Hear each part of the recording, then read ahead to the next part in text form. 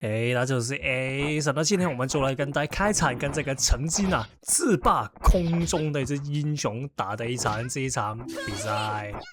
那是哪一隻曾經自霸空中？那你又是哪一隻那麼厲害可以自霸空中？對，那其實就是我們這次這個對手里奧。那如果大家記得的話，里奧這個英雄是大概3年前左右的吧，一隻非常之厲害的主流空中英雄。那為什麼會這麼厲害？那其實最大的原因是我之前所說，如果一隻英雄厲害的話，通常都有一個特點，就是它可以打地板。那所謂的打地板不只是可以把敵人從地板裡面器械敲一下那種打地板，是可以把人從地板拉起來，然後用英雄去 combo 的那種厲害。那里奧以前就是可以做到這一點，所以那麼厲害。那但是为什麼現在沒人用？那其實最大原因是因為他把這個無腦抓地板的那個功能移除掉了，而且他也把那個里奧的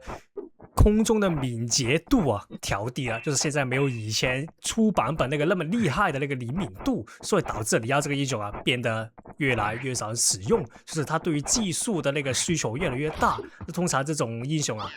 越需要技術英雄那他的那個使用的人數都會相應變得更少。那因為其實這種競技類型遊戲大家都是偏向使用這種不需要太多時間來練習也能變成專家英雄為主那這個心態其實我也覺得非常之合理，而且我也非常之理解。因為如果我只要花1000個小時的成為這個遊戲的專家，為什麼我要花1萬個小時來用一些不入流的一些英雄來降低自己的遊戲樂趣了？其實這個心態我也非常之了解。那但是有些人就是喜歡用一些不是 meta 英雄嘛，對，那我相信大家也是理解我的這種心態的。那因為我這種心態已經說過很多次為什麼我要這麼做了。那話不是說我們回到這個影片裡面已經來到這個第2回合了。那第2回合的話，他一開始先換了這個降臨術士。那其實打降臨術士有一個最大的需要留意的地方是，只要他有一些精靈在他背後的話，你唯一要做的事情是，除了防禦之外，就是不要讓他的一些精灵打到。对，那不要讓他的精靈打到，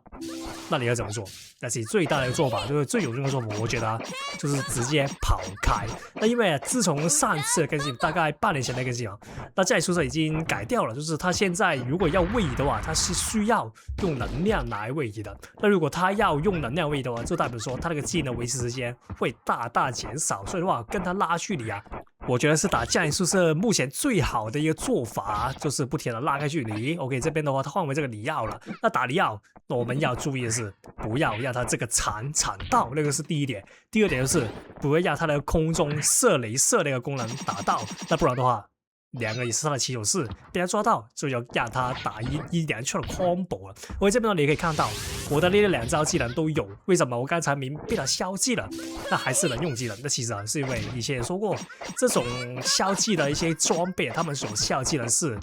你原本技能的1半，就是按比例來消的。所以的話，如果我剛才被消技能的那個英雄是超神的話，我的那些比較短 CD 的技能還是有機會有的。所以剛才我被消掉了，還是有這個造容劍跟這個隱形衣服那大家如果被消擊的話，也記得別那麼容易放棄，先檢查一下你的一些短 CD 的反裝有沒有技能，因為通常是能夠讓你把那個局勢拉回來了，像剛才一樣。OK， 來到這個第3回合打里奧也是小心別讓他那個鏟到，然後我們再進攻。那這邊就是不要走直線簡單來說，因為他的那個鏟只能直線鏟。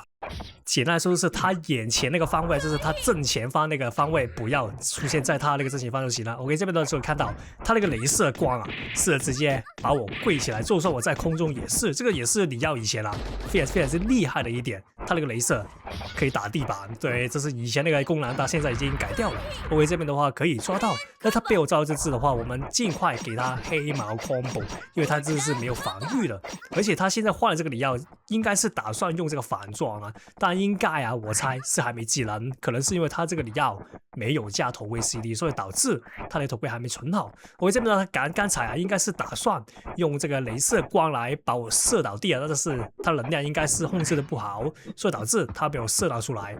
那其實這邊呢可以看到里奧這個英雄啊，已經變成了一個非常是吃能量的一隻英雄。你可以看到他沒能量的時候，他唯一能做的事情就是不停地跑來跑去。那這個也是現在里奧的一個困境呢，就是太依賴能量了。自從那個能量改掉之後，他現在啊那個能量傳得慢，而且也沒有以前那個那麼高靈敏度，導致這里奧這個英雄啊非常之尷尬的定位，就是只能跑來跑去來求能量。如果他有能量的时候，敌人也是這裡有能量，他就會不停地避開你的那些抓捕起手式，所以導致里奧這個英雄啊變得非常之單調。